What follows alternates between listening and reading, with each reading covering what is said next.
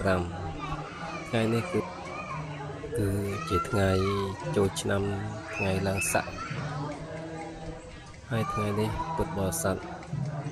រួមទាំងកូនចៅកូនក្មួយកូនសិស្សរួមទាំងព្រះសង្ឃទាំងឡាយក៏នាំគ្នាប្រារព្ធធ្វើកម្មវិធីបង្សុកូលដើម្បីឧទ្ទិសបុណ្យកុសល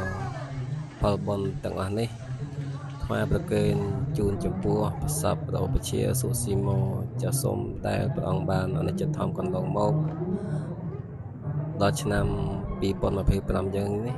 គម្រប់21ឆ្នាំមកហើយ